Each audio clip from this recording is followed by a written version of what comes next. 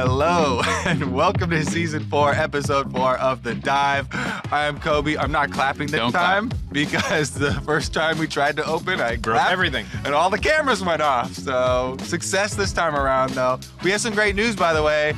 I'm back, if you couldn't tell. And it's okay news. It's okay. What about the second one? Broxah got his visa approved? That's good news. More excited about that one. There you go.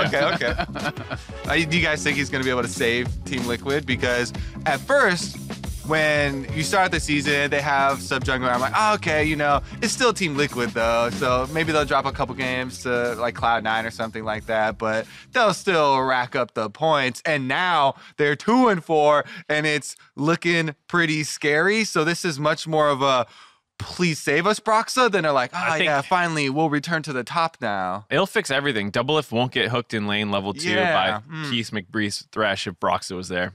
That's true. Impact also wouldn't be getting solo kill by someday if Broxah was there. Jensen could play Rumble if Broxah was there. I like this game. What else can Broxah fix? You got a problem with your house? Import a Broxah. He'll fix it. Handyman Broxah. Yeah. I think that will Broxah drastically improve the team? Yes, but maybe not for the reason a lot of people are expecting. So here's my feeling on a lot of this. TL has looked so bad for so many reasons that are not really Surefire's fault, right? Is Surefire as good as Broxah? No. Is he causing them some issues in Champion Select? Yes. But that being said, I feel like TL is just ignoring issues and not fixing things because they're like, well, Broxah will be here soon, so who cares, right? That's how it seems to me on the outside looking in, as it just doesn't make sense how bad this team has played overall when you still have 4/5 of an all-star team, right? Like the roster is still insane. If this was the roster given for the start of the year, people would still think that they would be a top team, right? Maybe not guaranteed to win the championship, but you would still say one of the top teams in the league.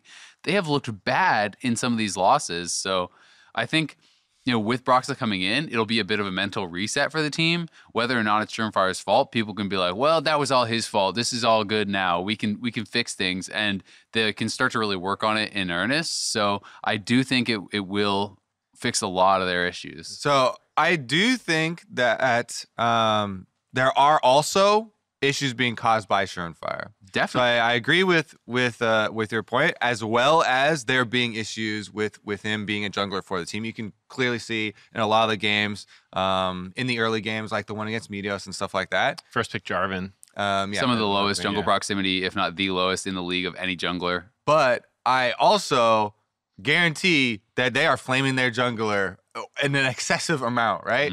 Kind of jumping off what you're talking about, it does put a lot of focus when it's these 4 players that all know we are 4-time championship team. What has changed? What is the difference here? So there's going to be an extra amount of blame thrown at Surefire, and that has got to be so difficult to deal with. Yeah. Like he didn't ask for this position, right? He gets thrown in there with new teammates, and he's trying to make it work. It's really hard, and that's one thing about the jungle position. Yeah.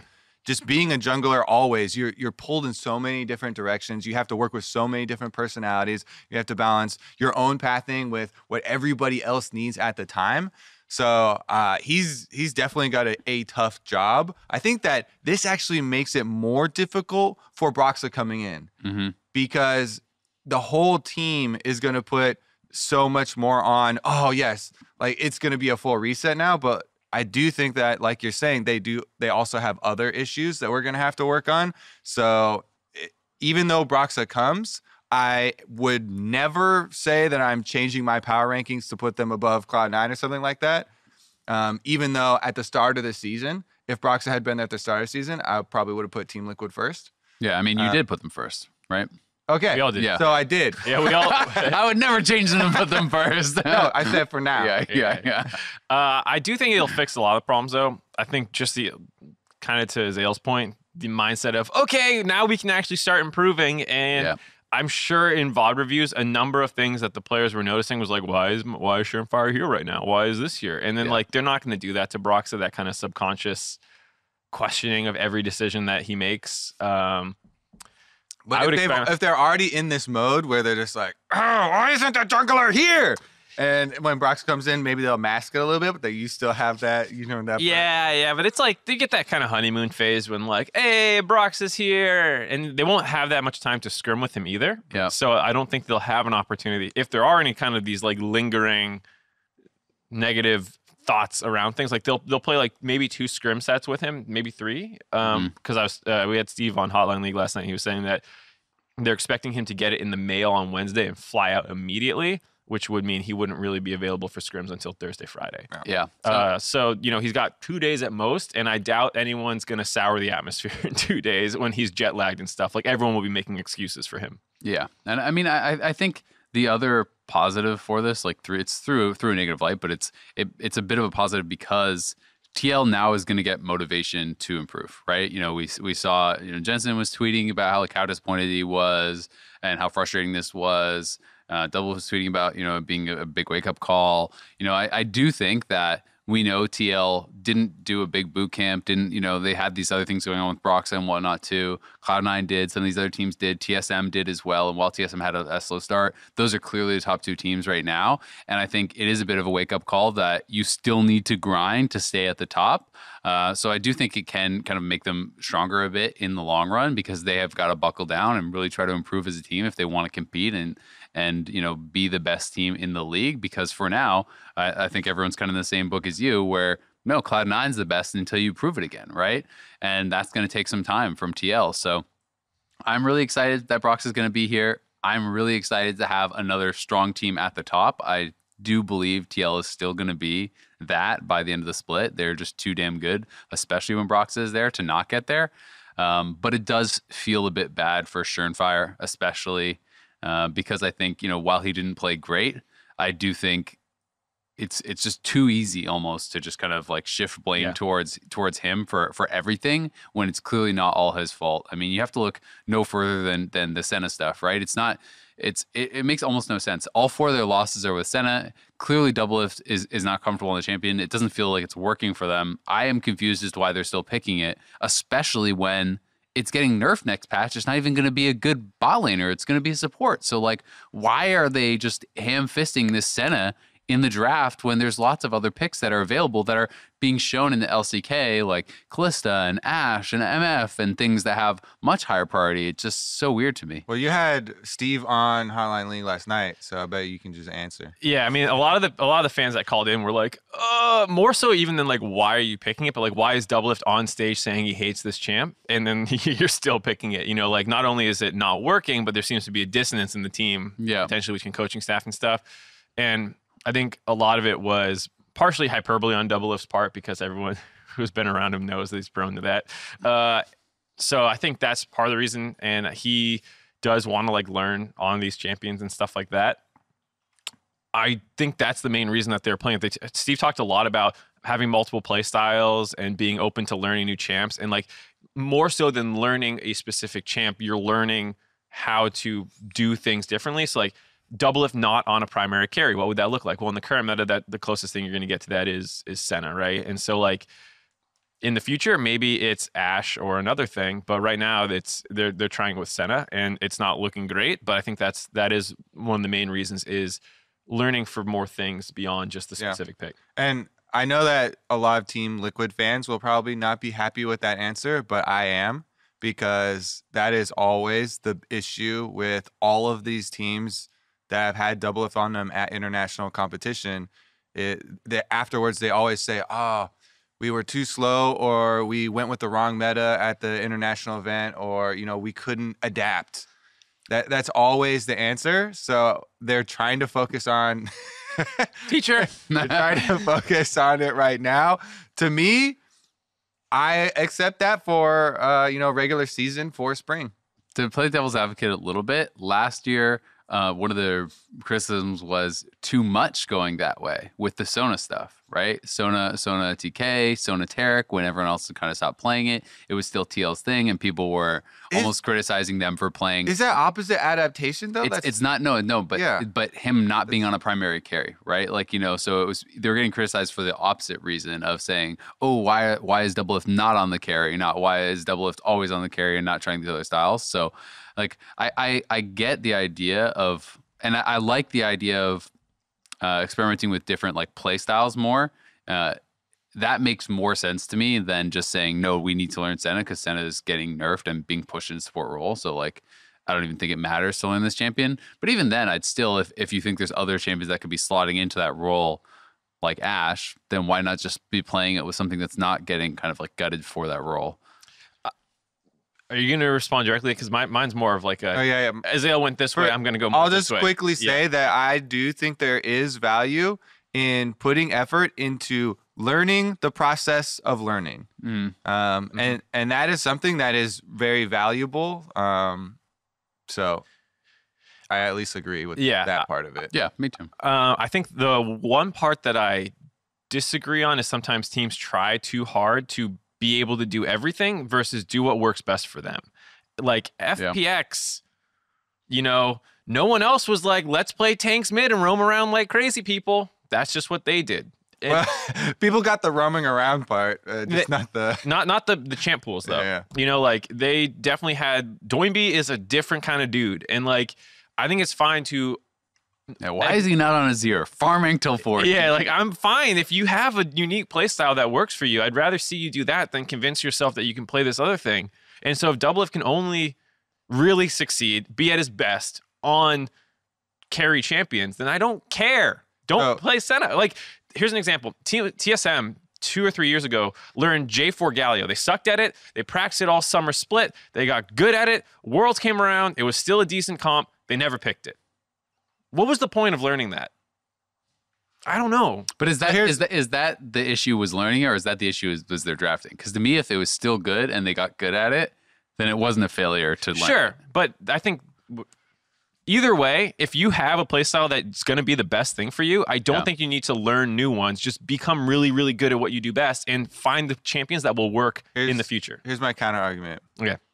If you're very good at one thing and that's the only thing you're good at and you know it and that's your best thing and you're only playing that and that loses, that's the scenario that they're in. Okay, what do? You keep doing that and you keep losing? You have to try and branch out into something else. You have to try and learn something else. Then at the same point, then you're not good enough. That you are going to, so you're not good enough. So you have to get better and you have to learn something and get better. But I don't think the only way to get better is doing something different, right? You can be honing your craft. If this thing is going further. to fail, guaranteed, you're telling me you should continue doing that guaranteed fail. I mean, hypothetically... But you can't say anything's guaranteed to fail. I mean, even if hypothetically that's true, I don't think that's... That is what is happening. Literally talking to these players at these international competitions. They're playing their strength in scrims. You lose 10 scrims in a row. What do you do? Well, I mean, at that point... From point... that perspective, it makes it very hard for me to say, keep doing it. Rather than, okay, you guys need to branch out. You need to learn. Because it's not I would be like, hey, this impossible cliff. Oh my God, how do we learn another style? Like, that is so much more impossible to tackle than, our opponents have figured out a very good counter to what our greatest strength is. You need to remain flexible. I think people should be aiming for higher. I think it's fine to want to have flexibility. I would point to all the counter examples in history where I've watched teams try and adapt other team styles and be crap at them and then be like, look at Vitality, look at FPX, look at Misfits, these people who had unique things that worked for them and they did their best with them versus bending over to learn the Ardent Sensor meta the way that everyone else did. Because like, Ignar's really good at this. Let's give him the chance to. And Doinby does this really well. Let's give him the chance. Like, I think you should be aware and trying to learn, and I'm not saying you should ever just be like, we do this, and we're never learning anything new again. But you should find how to unlock your playstyle in the meta versus become the meta necessarily. And the other thing I was going to say to you is, so like, we have all had those same conversations with pros at Worlds, right? It's not like it's unique just to you. Like, and I think that one of the things that sometimes frustrates me when I have those conversations is, people say, oh yeah, so we were playing Scion and it didn't work. So now we have to play carries top, right? And we're going to relearn it. We're going to start from zero and he's going to play Fiora instead. And I'm like, what about Ornn? Have you tried that? Well, no. What about Maokai? Like, what about that, right? There's more than just one champion and one thing in each box, right? And I think that it makes sense to expand beyond that, but there's many things that you can try without, throwing your entire playstyle out the door, right? So if Doublelift is the best carry player in the league and, like Lucian isn't working or whatever, then you can go beyond that, right? There's new picks you can try and new strategies that you can try, I think, without completely like reshaping the paradigm and changing everything about your team. And that's one of the things that I think teams are overlooking. So like to your point, I wouldn't say if you lose 10 times in a row and you're getting slammed, just keep doing the same thing. But I would say try to find things that accentuate your strengths and that you're already really good at, right? Like if you have the best tank player in the world, find a different tank that has a better laning phase against some of the meta things. Like try new things, but it doesn't have to be like, reshape the wheel. Yeah, I mean, I guess we're just changing the arguments until they are not arguments anymore, because we're both saying like you need an adaptation is key. Like I'm saying stop picking Senna and just friggin' play carries Doublelift. That's what I'm saying. I don't care, unless like it becomes so obnoxiously broken, but at that point everyone's going to be picking it anyways. Like if it's GP more juggernaut level Worlds meta when Worlds rolls around, yes, everyone's going to have to play that way. I mean, but I just don't understand where the outrage is coming from right now, where this is the beginning of spring. Why not try and expand horizons for possibilities for later? This is the beginning of spring with a sub jungler. Yeah, no, I mean, I don't think people are like so outraged about that. I think that the Senna is not working as a pick. I think they could try different things. For me, the Senna thing is more just it feels weird because I know the pick is going away. So I almost feel like the practice time is being kind of wasted anyway, because clearly the patch notes that are already out that people know about show that the designers don't want this to be a bot laner. They want it to be a support, right? Like, and to me, then I don't think that it's really worth the practice time when we already know it's going away. LCK wasn't even playing it. It hasn't been successful against the most popular pick. Like I actually looked at the lane win rates. Senna has a 33% win rate against Aphelios, like in pro play. So it's not even doing that well against like the guy. I'd just rather see people branch out and find another thing that is still going to be here, in the next patch that is going to be successful. Mine was less a specific point about Senna, more like in the future when Broxah does get here, I'd rather them just figure out what works best with Broxah's not here yet. So if you want to spend some time trying to learn new things too, go for it. But like as soon as Broxah gets here, I want them like try hard 100%. Let's find what works best for us. Especially because this is costing them a lot in the standings. Yeah. When we kind of opened the show and I was like, all right, yeah, we expect them. Maybe they'll drop a couple games or something like that. They're in second to last place right now, tied at 2-4. So the fire starts to heat up at that point. Yeah, I'm pretty sure Mark and I are going to have the worst week in LCS stock history because we both all in on TL. Oh, and we both owed That's all three of us. We're all going down together. We all lost. It's like Titanic, We're all playing our instruments. There's still. legit no way we can win anymore. I'm pretty sure for the stock market. What did Crumps go all in on? No, he did CLG. He did CLG. It's There were two camps, right? Whoever is going to go for the cheapest stock, and then whoever is going for strength of schedule. The strength of schedule guaranteed.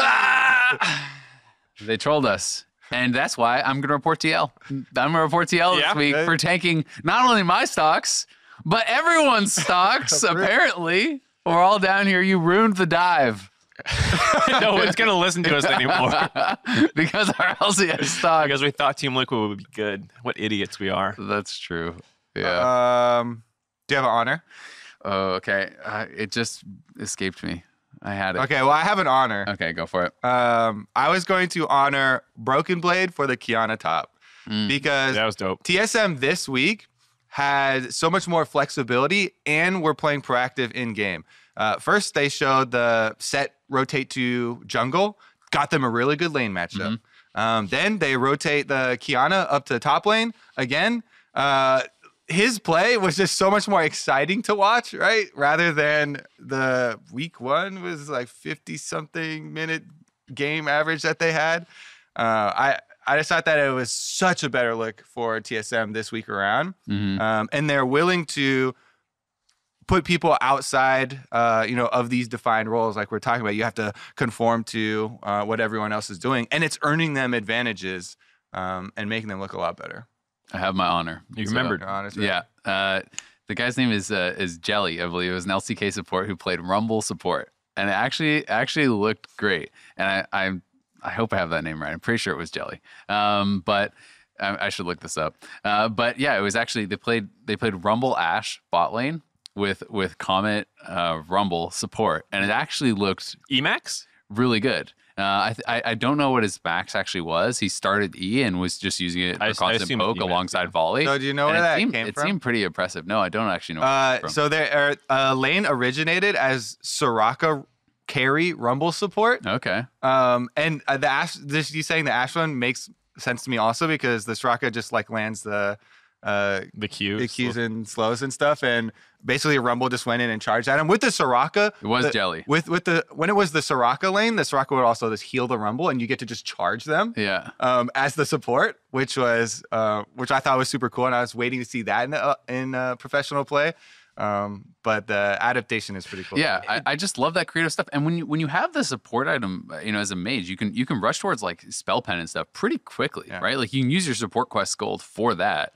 It's very creative, but at the same time, Rumble's such a power pick. I'm like, why don't you put it in a lane with gold and like good anywhere, Mark. I know it's so good anywhere, but it's like, I mean, the creativity is really nice. Yeah, the creativity was cool, and it did allow them to kind of flex things around, a lot, right? Did it win? Yes, yeah, it did. It actually looked pretty good. It was Afrika. They beat Griffin with it. You're gonna finish up first? I'm trying to remember what my. All right, you go, Mark. You gotta start taking notes. Yeah, yeah, we gotta write these down. We're getting old. Bunch of boomer brains on here. So my report is everyone complaining about Aphelios and not knowing what he's doing. It's not funny anymore. It's not a good joke anymore. Everyone gets a pass. Played out. Yeah, everyone gets a pass, and I'm not gonna say anyone who did it, but like when I saw for like 3 or 4 days straight, different personalities all being like, I don't know what he's doing. I was like, this isn't that funny. Or at least be creative about it. Mm-hmm. Not just like, I don't know. And so no one's getting targeted this time, but going forward, the joke is officially... no one's getting targeted, Captain Flowers. I'm just kidding. The joke is now officially dead. I don't want to see it anymore. It's not funny.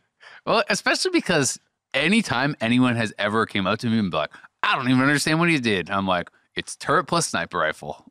And that's always what every single clip I've ever seen. There's a lot of clips with Infernum ults too. That's fair. And I haven't seen that as much ever since. So that's not clarity complaining. Let me these are the clarity complaints I'm saying, where it's like, I don't even understand what he's doing. He's got a blue gun, and he's got a purple gun. And, I'm like, it's not that hard.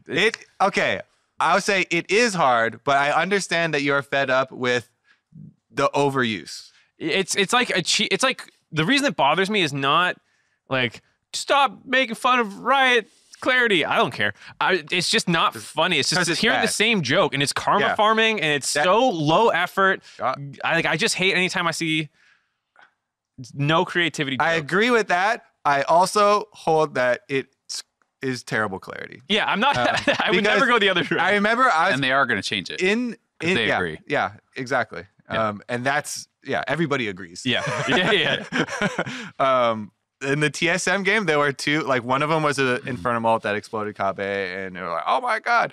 And then because Dardoch also like Zhonya's an ultimate, everyone was like, "See, that shit is." And then there was another one that was an ult with turned into Gravitum, and then you got the lockdown, and because he had Runons, it procced over, and like so there was a lot of weird stuff in one game that really like focus it. And I totally get, especially when you're casting in the moment, being like, I don't know exactly. So I called exactly what happened in all of the cases.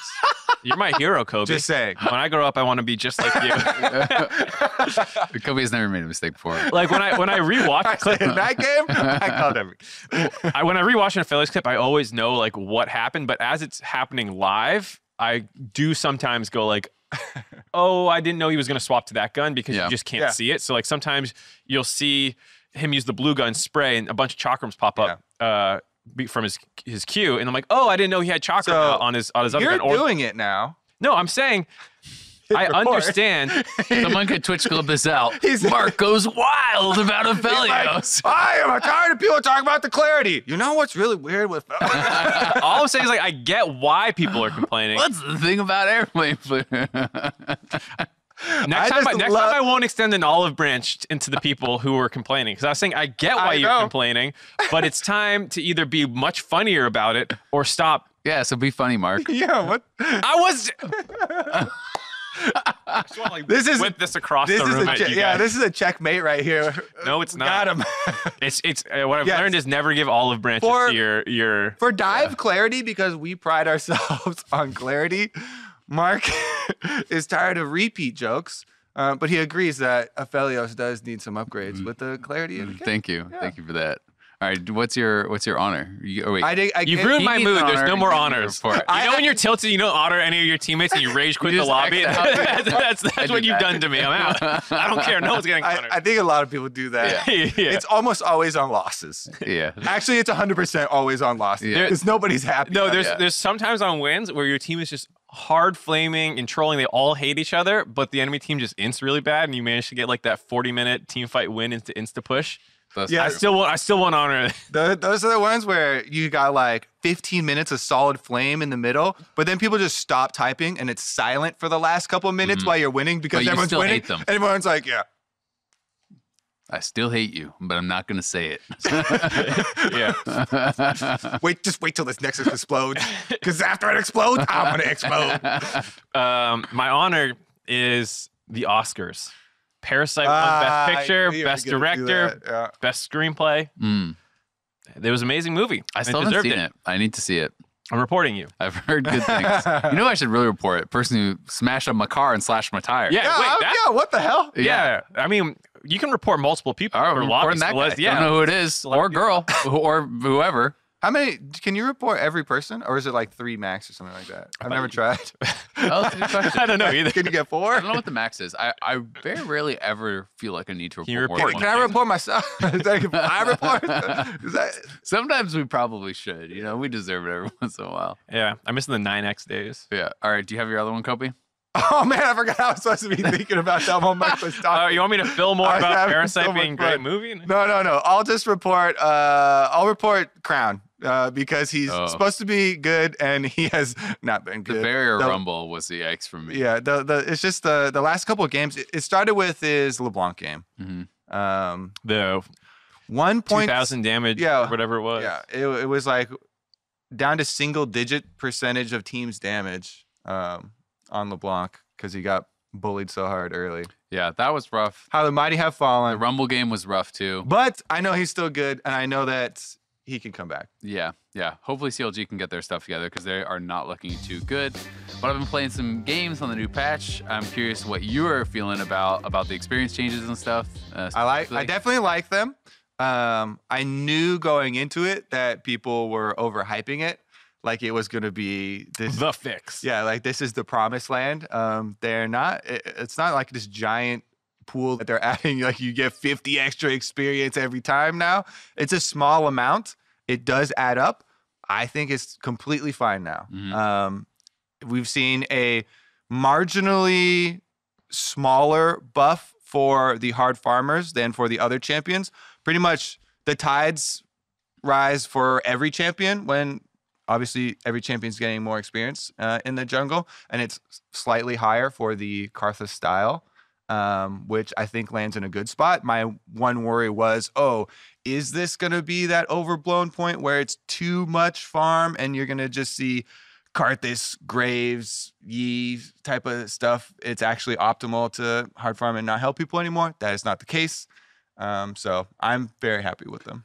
I'm curious what your thoughts are. This is another LCK game I watched, but did you see the Soraka Yuumi Olaf game? Yep. So in that game, in 43 minutes, jungler has 321 CS compared to his, his top laner was Soraka, so that's kind of a whatever, but he had double his top laner CS. He was like 50 up on his mid laner. Do you think we're going to see more of that? Because that was even pre-XP buff. And I had been seeing, when I had been watching, Korean Challenger streams, I've been watching a ton of the Shy, like all his VODs and everything. It just seems so popular to do this style, even in solo queue, where the jungler is taxing your lanes, taking every camp, trying to get mega huge so that the other jungler can't do anything. And then they farm both sides of the map and the lanes, and all of a sudden they kill everyone. Because there is still the strength. There were a lot of changes that went in at the beginning of the season.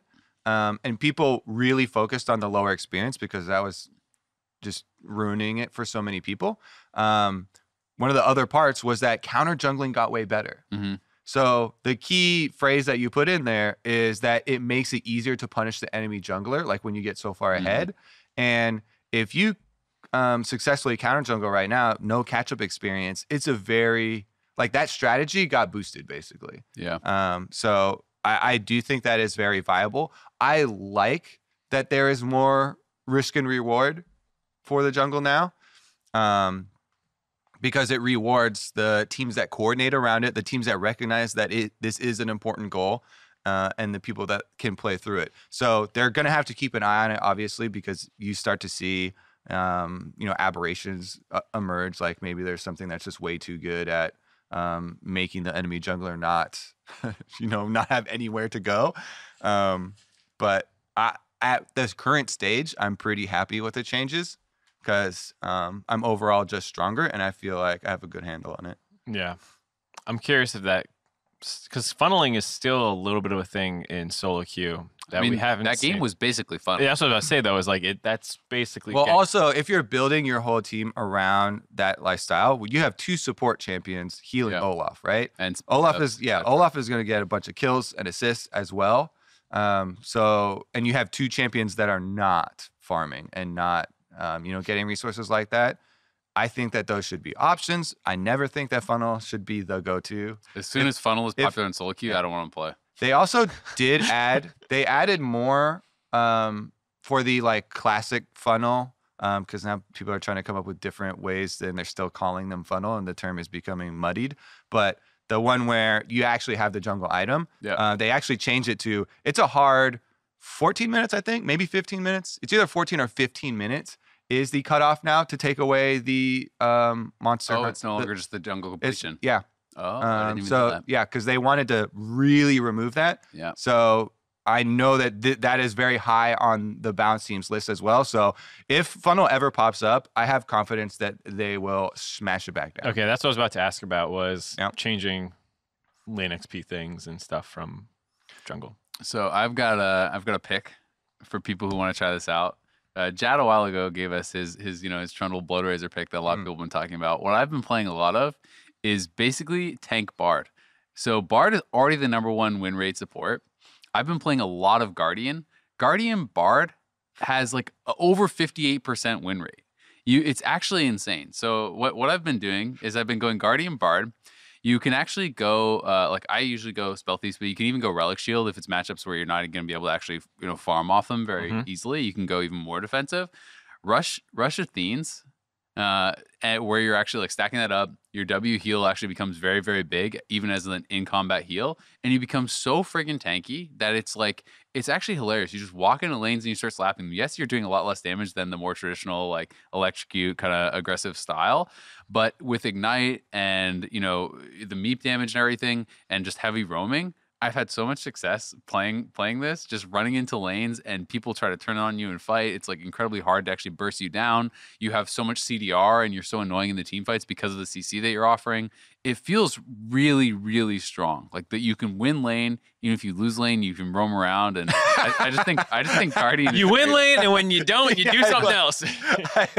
I always like caveats like that. Well, but it's one of those things where it's like if you're playing Sona and you lose lane, you're like, well, guess that's all. Like there's no 6 Sona roams you can pull off. Think of the 80 carry you're leaving behind in the lane that you lost, and he's going, Azael! I never think about them. Azael! That's me. I'm just like, don't worry. I'll tilt their other lane so hard. If we get first spotted, I'm buying boots and running straight to top. You're just telling me, all right, go fetal position, Kobe. Try and last a long time. Okay. Here's the problem with your advice. It doesn't carries.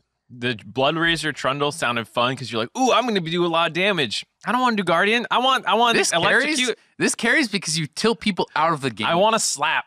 And that's what. So that's electrocute Bard makes me this feel is like. For people who want to win. For Trundle, by the way, one of the greatest strengths isn't actually hard carrying. It's peeling for the carry. So if you go into it with that mentality, You might not be getting I hit the dragon a lot. That's I an hit camps a lot. objective. I'm Objectives hitting are- things yeah. a lot. That's why I don't even be slapping opponents. I'm just slapping things. Okay. Okay. So, Guardian doesn't help me slap things. Okay. I don't like this. I It don't like does. this You strat. stay alive longer. who's clipping stuff? I don't know. And because we you're gonna be clip able it- to slap more continuously. But it's actually really good. There's a lot of nice synergies. Font of Life works obviously great on Bard because you're applying the slow with your meeps. You're constantly giving that to your team too. It's actually really, really good. I recommend trying it. Roam heavily, tilt the laners. Some and games. some of your own maybe possibly too. Perhaps. That happens when you're playing Bard. Yeah. You know? AD carries are tilted The from cost the of moment war, anything Kobe. goes wrong, though. AD carry players are already Most tilted. AD carry players enter the game tilted. They're like, there's someone else in my lane. I hate this game. You're like, what? That's the entire role. Yeah. Is And the support leeching my experience? All right, fine. I'll leave. Wait, come back. Azael gets in there. He double kills the enemy bottom lane, and his AD carry is like, "You stole both of the kills. Get out of here!" Like rage quit. I had one of the funniest games starts to a game. Playing this- Bard. yeah. I solo invaded. I forced the support's flash 1v3. The support was trying to fight me. I ran from their red buff straight to mid lane. Forced the Corky's flash. Run down bottom. Their Rek'Sai came at level 2 to try to cut me off because they knew I went mid lane. So he's level 2 Rek'Sai on their support. They chased me all the way to the tier 2. Our top laner TP's down. Playing against some Everyone's dummies. roaming You're playing up. against some dummies. It was so funny. It was like Diamond Elo, but it was just really, really funny start to the game. Like 3 people died on their team. They're smart enough that they can be that dumb. Where they're like, we'll cut him off. It- Well, Well, it was just shocking that the top laners are TPing in because usually people don't even notice what's That's what I was going gonna say. on. Any lower elo, people are not trying to stop him. They're just doing their own game plan. It's just Anytime it's a level, I'm just not a imagining. level 3 Rek'Sai. Yeah, I'm imagining a enraged level 2 Rek'Sai just like he's He has Burrow Burrow along. and Q. He doesn't even I have will tunnel. say that a similar thing has happened to me with Ivern.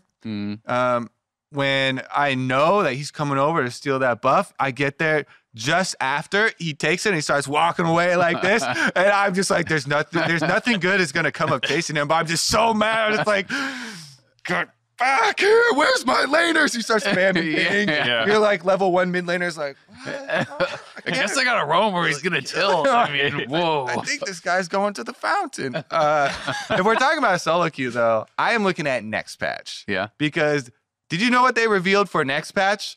I don't The know. goals are to put Darius, Garen, Talon, Zed, Diana, and Mordekaiser in there as jungle champions. Whoa. Or at least add jungle to the roles that they can play.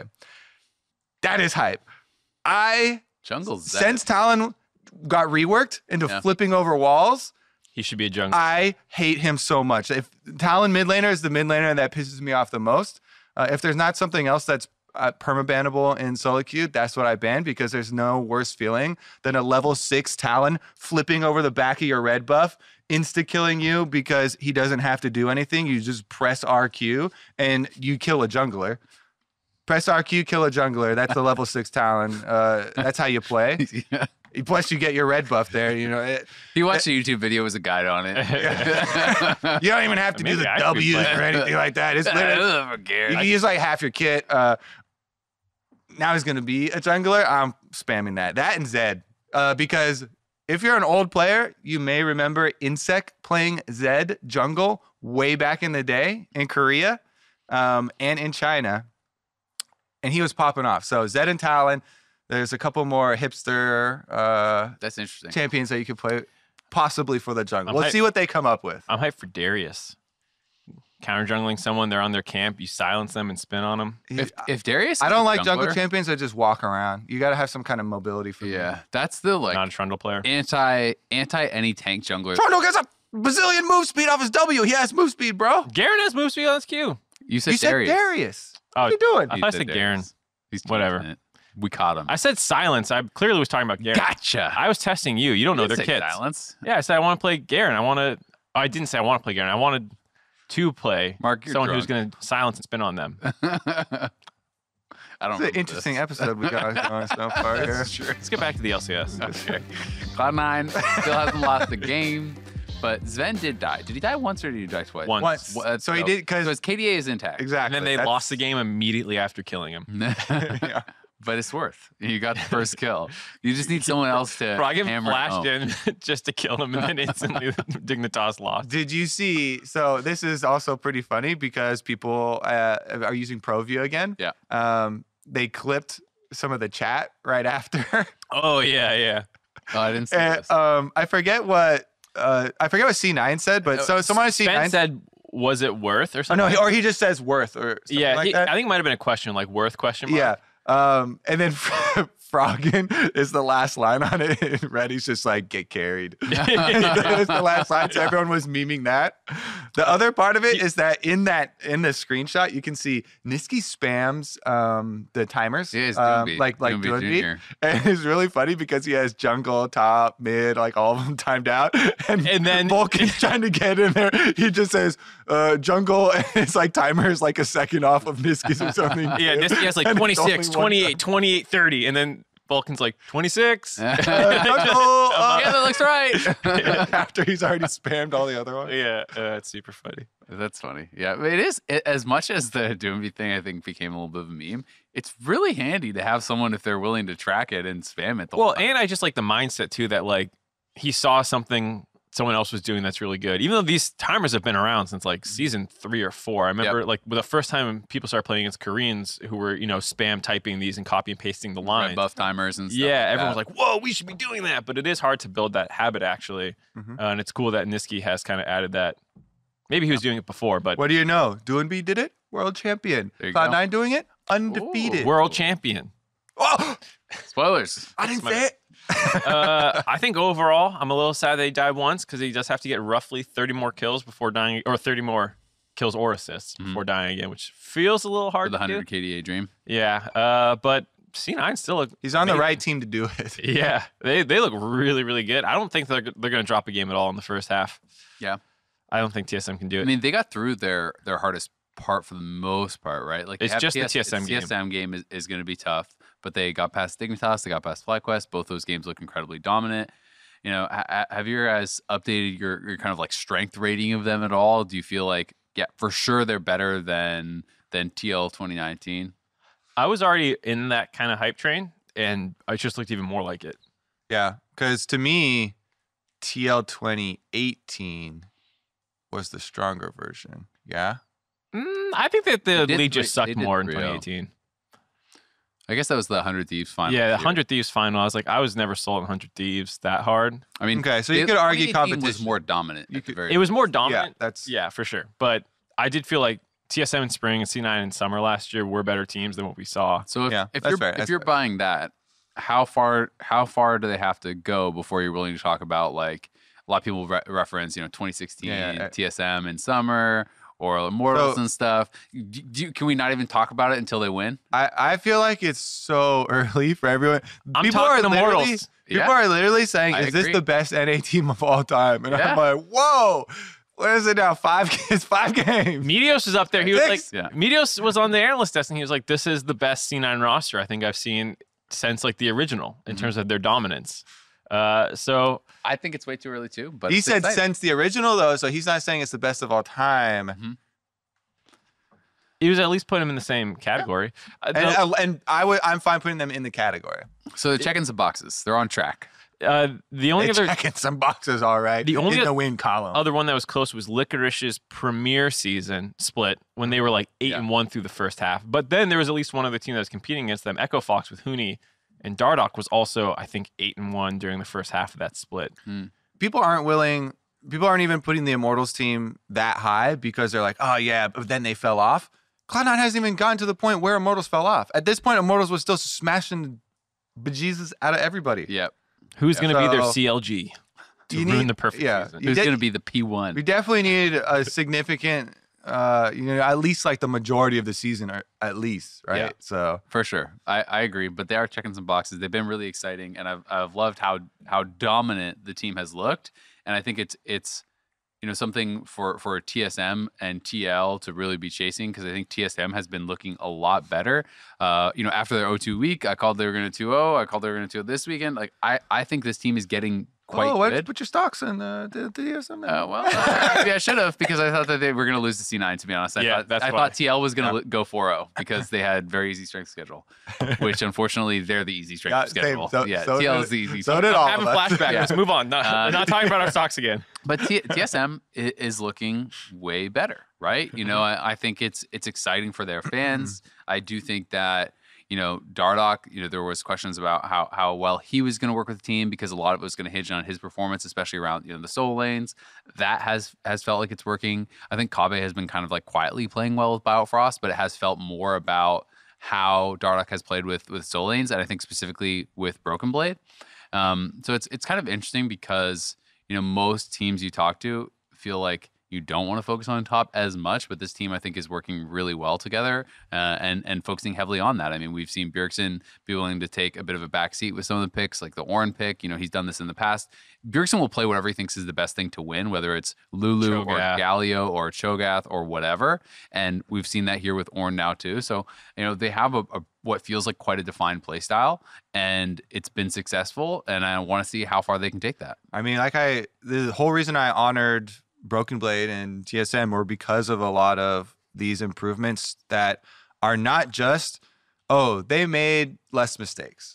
It's also the way that they're approaching the game. And the improvement from week one, maybe because they also bombed so hard in week one, you're like, oh no, it's going to be TSM failures. The same. They're not doing anything. All over again. Yeah. And then you see these really big improvements. Plus, they're being so much more flexible. They're rotating in champ select. Good drafts, yeah. Yeah. They're making very aggressive plays. So Broken Blade did make some mistakes, by the way. Yeah. But I honor him. I think it was an amazing weekend from him. Mess up the tower dive on Aurelia. There are a couple little small things. Yeah, exactly. I want that. I'm like, if that is the cost to make these games and make those types of plays, I will gladly pay it. And I think that TSM fans will be happy with that. I'm excited too, because it feels like the logical kind of like progression of how this team should be improving and playing. Like when I saw this roster, I was like, oh, I hope they do what they did in 2019 spring and play around Broken Blade, and Dardoch's a better version of Acadian, and the bot lane's a little bit better too with Biofrost and Kabe. And like week one wasn't like that, but now week 2 and week 3 have been Dardoch playing more aggressive, a lot of topside skirmishes, Bjergsen kind of playing not support, but he's the most flexible player on the team probably in terms of champ pool, and like doesn't need a ton of resources, and so like things like the Orin is more of a team-oriented approach so that they can play more around Broken Blade. And like this is all the exact kind of stuff that I was hoping when I saw the roster put together. Like we talk about some teams not having a vision about like how the roster is going to play. This one had a vision, and they're doing it, and they're improving, and it's all going according to plan. And one piece that I think deserves more focus, because people are googly-eyed over Broken Blade and Dardoch for good reason. Biofrost coming back to the team, I think, is one of the best things that could possibly happen for them. And not only is he playing well now in the tank support engage meta, but since the balance team has also talked about trying to buff up some more mages and some more enchanters and diversify the role, Biofrost is completely ready for that. He is the LCS support that played the most mages. He played Zyra lanes and stuff like that. Like, you're talking about flexibility. I think that the biggest thing is that this TSM team should have very big flexibility in all lanes, as we've seen already from the champion rotation, but also bottom lane hasn't even had to do it yet, and I think that they will have it in store. So that's why I'm super excited for TSM versus Cloud9 coming up this weekend. Because I think that this matchup, even though I'm so excited for TSM, I'm going over all these improvements, I still think Cloud9 is going to continue their undefeated streak. It's going to be the big test, and I think that TSM is the hardest opponent that they will have in the LCS now. I think that is the biggest challenge, but I would put my money on Cloud9. Yeah, I think most people are probably picking Cloud9 just because they have been so dominant, and they've been near flawless, it feels like, right? They had the stronger first week by far. They have looked incredibly dominant, through weeks 2 and 3.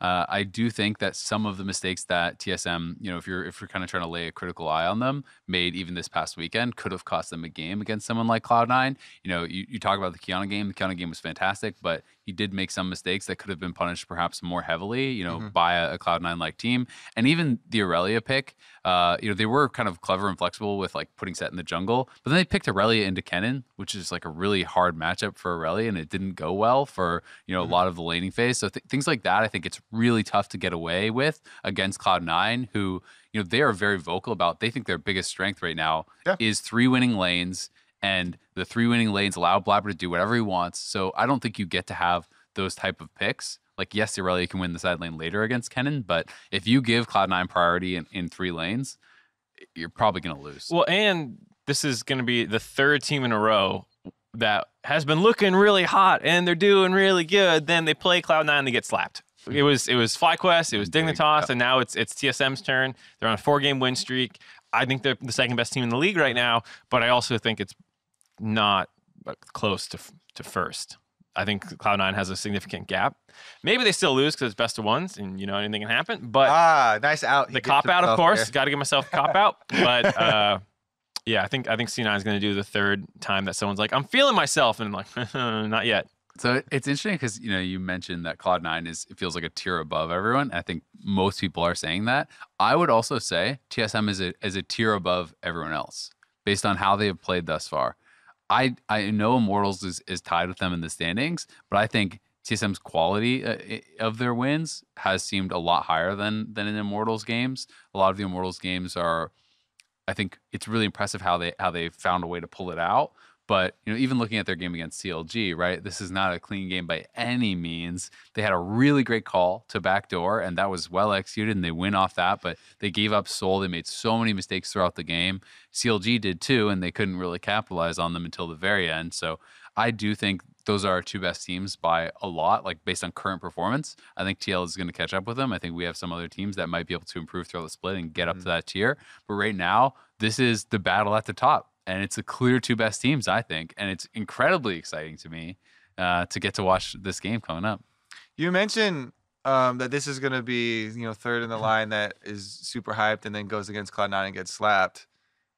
How do you feel about the fall of FlyQuest and Dignitas now since? Because when they came out so strong, everyone was like, oh my God, yeah, Froggen finally has a team. Wow, this is looking great. I knew Dignitas was going to work all time along. And now that they've dropped a couple games, excuse me, where'd everybody go? Yeah. Kind of just feels like the natural course correction. They feel like they have more potential weaknesses, I guess, than some of the other teams that we're expecting to rise, especially when Broxah shows up. So them holding on to a top 3 spot never felt like it was going to stick for me. And the fact that it's happening even before Broxah gets here is a little concerning. They did both have to play C9 this week. And so I think maybe it's leaving a worse feeling for me than it would have if I didn't just watch them both get like slaughtered in 30 minutes. But that's how everyone looks against Cloud9. And Dig also had to play TSM, so that is kind of my defense of them. I am not willing to turn off the lights on Dig's house and say, well, it was a good show, But what about FlyQuest? You're mentioning Dig. Well, FlyQuest I'm more so on, but I was always more so on FlyQuest to begin with. To be honest, I was more bought in on Dignitas. I think Dignitas can still be a team that competes at the top. I still think that they can improve and build on their season. You still have to remember they have a rookie AD who's got to be kind of building that up, and the team is all new parts, right? Yes, they lost to Cloud9. Yes, they lost to TSM. I think it wasn't super close really in either one, but I still have some faith that this team is going to be, could be a top 4, top 5 team very Which easily. Is funny because I feel more confident about preseason assessment of Dignitas than FlyQuest, even though I have FlyQuest not even in playoffs. And now I'm like, oh, they're probably going to make playoffs. Like PoE's working out better than I thought he would. The team looks to have more of an identity, which I thought they would lose, and they become this passive team when the worst version of the summer iteration that we saw. They're actually pretty good. Dignitas, I had top 4, top 5, top 6. That's basically where I think they're going to end still. So you don't see them being able to compete with the teams at the I top. see them maybe winning in quarters and then losing in semis. Okay. Yeah. I'm still hopeful that I think they could get to a point where they can compete in the top 4, and that's why I had gotten excited about them before. Not that I thought they were going to win the split, but I want all 4 teams in the semis to be able to beat each other, basically, right? And I think they're your best hope. I have Dig for sure 4th place for me because I think they also had some bad drafts. Mm-hmm. We're talking up their 2 last games. What? Yeah, no, I'm just laughing at like the Echo mid and some of those you didn't like. They had like a full AP top side. Yep. Oh, that was terrible. Yeah. That was they had So- Kennen, Vel'Koz, and Elise. Yeah. So there are definitely some confounding factors, I would say, in the like downfall of Dig. Yeah. that I'm sure Grig was confounded when we went to lanes and found tons of MR and couldn't deal damage. Huh. So I think that it definitely will rise back to 4th place, but as far as being able to beat any of the top 4, I don't know if we're going to have a very balanced Elite 4 in the LCS. Yeah. I'm just gonna stop at 3. All right. You wanted to talk some about Immortals as well. Yeah, you guys flopped the setup. Someone's supposed to call it match of the week, and then I'm supposed to come in and be like, Here, I got versus to. C9 is match of the week.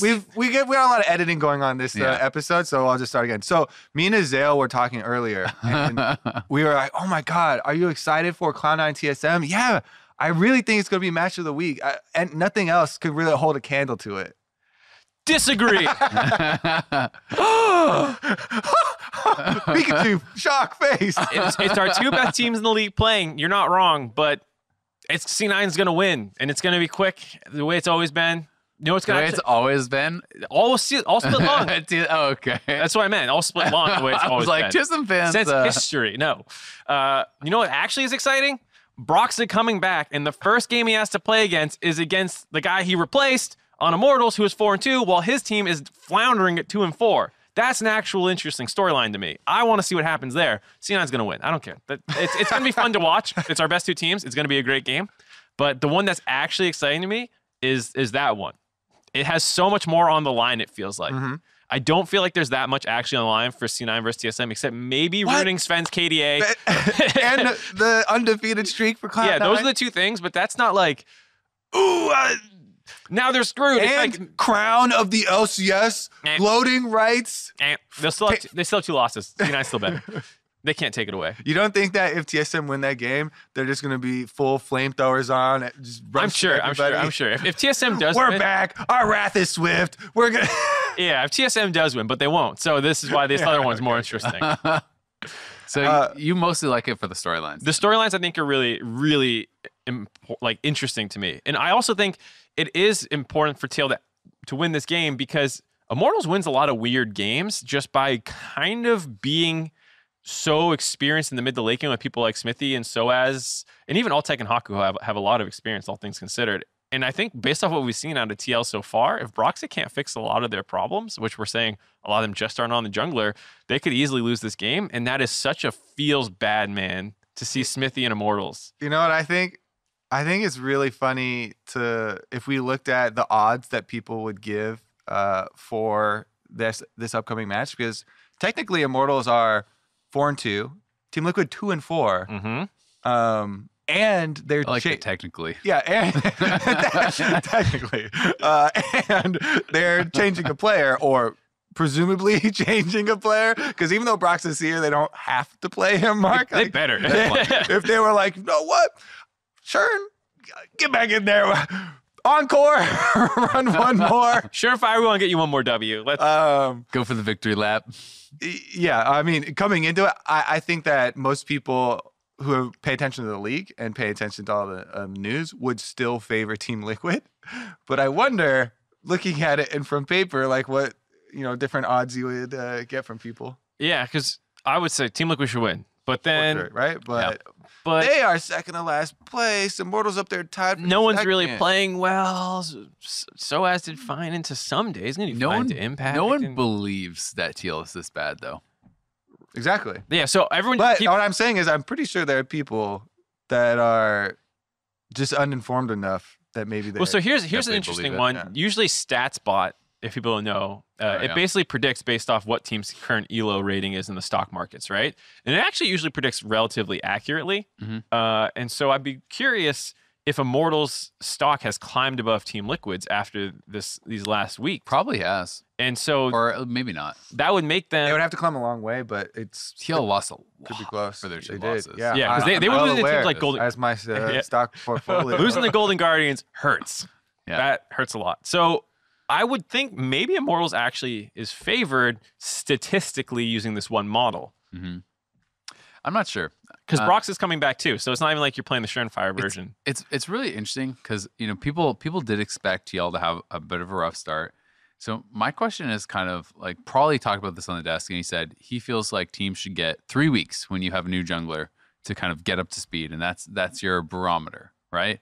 But we're already through week 3, right? So what does like success look like in these first 3 weeks? Do you like TL is starting at 2 and 4? If the worst is, oh, you give them 3 weeks and they're 0 and 6, can you even come back from 2 and 10? Success is like, another 2 and 4. Yeah, no, it's not. Not to anyone's. I don't think anyone would look at the next 3 weeks and be like 2 and 4, great. Even 3 and 3. Are you okay with 3 and 3? Does it have to be a 4 and 2? Does it have to be even better than that? Right? Because 4 and 2 only puts you at 50-50 at week 6. That's what I was going to say. If you're going into week 7 as a 6 and 6 team, I'm pretty disappointed. And you're hunting a bye. So they've already played a handful of the good teams too. I don't know what the start of their next round robin looks like, but they've already played Cloud9. They've already played TSM as well, right? I mean, you're basically through the full first half at the end of this stock cycle, right? So right. One more game in the first half. And their 2 coming games are Immortals and CLG. So, and then they have, I don't know who their last one is in the first round robin, but then you're on a reset. Yeah. Yeah. So I don't know. If they're 6 and 6, that means they did go 4 and 2, which is good. I think I'd be okay with being at 4 and 2. 3 and 3 feels a little low. So 5 and 7, you're not happy? Yeah, if you have a losing record after 3 weeks with Broxah? Yeah. But that would be 50-50, right? Because it would go. Oh yeah, I just mean like your overall standing would be. So he's got a lot of work to do. I feel like a lot. It's an interesting question because I think most fans would agree with you. Most fans wouldn't be thinking about it like this, but by week 6, they would be expecting TL to have a positive record, no matter what else has happened, right? Which means Broxah basically has to go 5 and 1. It's right? funny because the team put him in this position. They're the ones who went 2 and 4 without him, and now it's like Broxah, if you don't save our ass and get us above 500, if you don't go 5 and 1 in the next 3 weeks on a brand new team that is struggling, I want to play some bets. Okay. And this is spur of the moment, so it's fine if you guys can't come up with it. But like, all right, rapid fire. Does Team Liquid pick Senna again? No. In any game? Yes. I think they'll play it as a support because I think it's gonna be a good support. Okay. Do they, specifically as an AD carry? You think it's done? They're stubborn. Doublelift's gonna be give it to me again. No, it's out of there. So you think yes? No. 0 and 4 is too much, and I think that they're down too many games that there's going to be that whispering in the back of your head. Just win. I guarantee you they had one. I've had these meetings before where you're like, let's try this. Let's try this stuff. You get into this mode and you're like, let's just fucking win some games. And you just like start picking what you know you can win. I've been in those meetings. I guarantee you they had one of those where they're like, we're embarrassing ourselves. Let's just start winning. We need to get some W's. Yeah. I do feel like the atmosphere is probably getting very tense over there. Yeah. All right, follow up then. Do you think that Broxah's first gank goes bottom lane? Just guaranteed. I think he's going mid.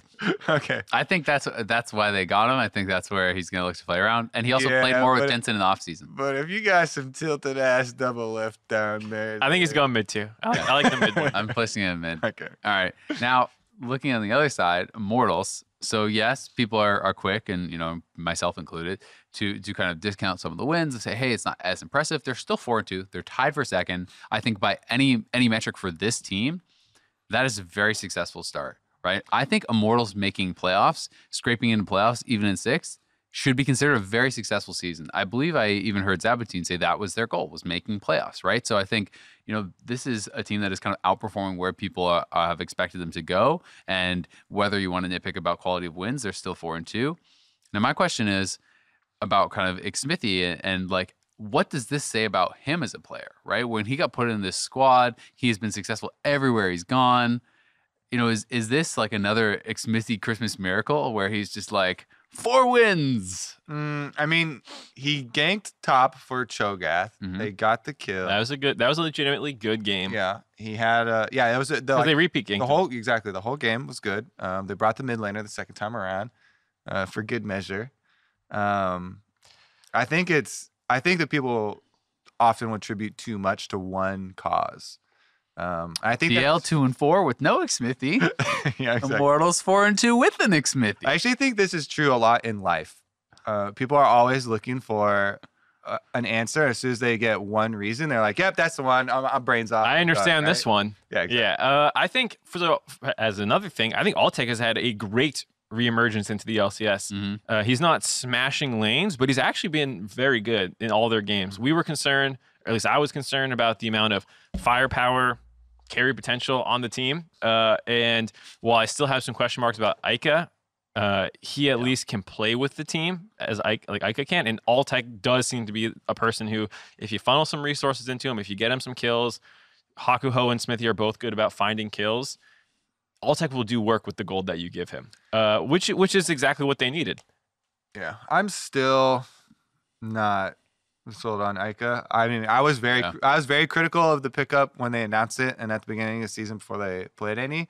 He just makes too many mistakes. My opinion hasn't changed, so I think like this Immortals squad could be, especially since like you're talking about they're doing better than expected. Like it'll be in a decent place for iteration, because that is an import slot. So I feel like they get into playoffs, they have a decent first split. You can maybe entice someone. Yeah. Start seducing a mid laner. Another French Crown, come back. Other French mid laners. Crown, please. Yeah. All right. Well, I think that's going to pretty much do it. So we got some Twitter questions here. This one comes from Josh Anderson. He says, as a longtime C9 fan with TSM on the rise, do you think they're the biggest challenge for C9? Also, how does LPL being delayed affect MSI? Well, we answered the first part of it already. I think we all agree TSM right now for sure is the biggest challenge for Cloud9. Do you Super think hype for that match of the week. Do you think they will be the biggest challenge by the end of the split? How about that? I'm going to rephrase his question. Yeah, that's cool because then you're basically like, all right, how good is Team Liquid going to get with Broxah? It's two things. It's one, assuming C9 still is the best team by the end, and two, no, I mean, they don't have to be the best team for that to be the biggest challenge. It could be TSM is then the best team, and so obviously they're the biggest challenge for everyone. What if Team Liquid and TSM are the biggest challenges because C9 is the third best team? No, yeah, then it's but one has first. to be first. One has to be better. Exactly. Okay. That doesn't change my restructuring at all. Regardless, I'm going to go with end of season. Team Liquid actually returns form with Broxah. Yeah. I mean, people are panicking so much right now. But Broxah will be a big upgrade. No one's gonna care. I'm in the same boat. You remember how bad Team Liquid was in 2018 spring when they just formed? Exactly. That's why I was just trying to help your point. Yeah. But they still finished 12-6, I think. They finished 4th in the regular season, and they were struggling in the middle of spring. Let's see. Second part of the question, by the way, for the MSI thing, I don't think we know. We haven't had any confirmation or talked to any league operations about it, but the LPL being delayed is really sad. And I'm not quite sure how it's going to end up affecting MSI. It's going to affect it in some way already, right? Because they'll just have played less games. So yeah, I mean, it's hard to know, right? You know, will they even have time to catch up on all the games that they're missing? They have a 7-day schedule. No, because their grind is too much. I feel like. But they do have a lot of time off for Chinese New Year, right? So I think there wouldn't have been game scheduled for this whole time because I know there was a significant break that they were going to have anyway. So I'm still holding out hope that they can, you know, do some crunch time, maybe some remote games, something, and finish their whole season and it be largely unaffected. But clearly, as far as the LPL teams themselves, even if they can play all the games, that does affect their season greatly. The schedule is compacted, but I don't think we have any real answer about, you know, what the schedule is going to look like, where MSI is going to be, or anything like that. All right, we got another question here. This one is from, I think I forgot to copy. You deleted it. All right, it says, same question from last week if you guys didn't get a chance to answer it. Do you think drafts would change if Dragon Souls would be known during Champion Select. Wait, I'm going to look up who it is, by the way, while you answer, because... And this was a good question. I like this question. But I pasted this in earlier. I think drafts would not change. I think maybe priorities would shift around a little bit. So there are some champions that use things like Infernal a little bit easier. If you're able to get more poke off, maybe you're a little more interested in a Zoe, or even LeBlanc uses it pretty well. It does help your assassination potential, and you kind of pop over and often just QR people and stuff. So I think it would shift around some priorities, but you wouldn't see a team suddenly be like, we're picking this new champ that no one would have played until we must play Singed because it's a Cloud Soul. Right, yeah. I don't think you'd see that. You just be like, oh, Ocean, that works pretty well with Aatrox's healing amplification through his ultimate. Maybe that goes up a little bit. I would say generally I would actually put more like team fighting together, more like tanks and stuff.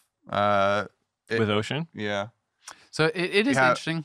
But it's also good in the side lane because in a 1v1 with Ocean Soul, you basically are immune to death. This is really good. Yeah. Actually, Ocean Soul is really good. So, I guess there could be slight adjustments, but basically still on the tree of like, it probably won't change. I think that actually last year, if you knew the dragon spawn order, it would have changed much more because individual dragons were way more impactful. And some Dragons teams did not care about a lot. If you showed me also the fact that you can get like 3 Infernals to start the game, yeah, I'm going all early game. And I'm fighting for every dragon. You give me 3 Mountains to start, I'm going early game as well. Because I know that, because the other thing was those became win conditions on their own. If I saw Mountain, Ocean, Infernal, I don't care. But if you show me 3 Infernals or even 3 Oceans, or even like if I know that there's 3 of a certain kind coming, that alone, it doesn't really matter which one it is. 3 of the same kind, because they stack so powerfully, I would go all in on an early game draft because I can get 3 Infernals, 3 Mountains, 3 Oceans. All those are really powerful. And now the individual dragons are much weaker. It's just about the soul, which comes so late in the game. You know, it's like it's 10% ADAP for the first Infernal last season. It's 4% this season. So it's you have to be getting to the Infernal soul for it to really matter. Exactly. Plus, they kind of designed them to have some sort of meaningful benefit on every champion. So wow, like if there was a Cloud Soul, and we actually saw a Soraka picked up last time with a Cloud Soul, I'm like, wow, that's really insane. But like, I would pick Soraka anyway because she's really strong right now. I'm gonna pick Kassadin now, so I can press R a bunch. Like maybe I would want to pick champions with powerful long cooldown ultimates slightly more if there's a Cloud Soul, but the weight of it is just less than the other things that you're juggling in Champ Select, right? Yeah. Your lane matchups, your early game, your It'd have to be like team borderline. composition, exactly, that type of stuff. Maybe you have it in the back of your Like head. if there's, I did find out who the question is from though, and it was Vikram Mehta. So since he said that it was same question from last week, I feel like it would be a travesty if we didn't say the name. So good call. So yeah, I mean, if it's borderline, I could see it's like, ooh, it's Mountain Soul. Aatrox or Ornn could work here. I'm gonna play Ornn because I'll get all the extra armor and stuff. But I don't think you build your comp around it. I just think the individual pieces are too weak this season. But that's gonna do it for this episode of The Dive. Thank you guys for tuning in. You can catch us Friday for Academy Rush with the LCS countdown on Saturday, starting at 1:30 p.m. Pacific. TSM versus Cloud9 this Saturday is a match that's going to be hype. Some would even call it the match of the week, MarkZ. Some may not, though. But because there's a really interesting game in Game 1, too. But X Smithy versus Team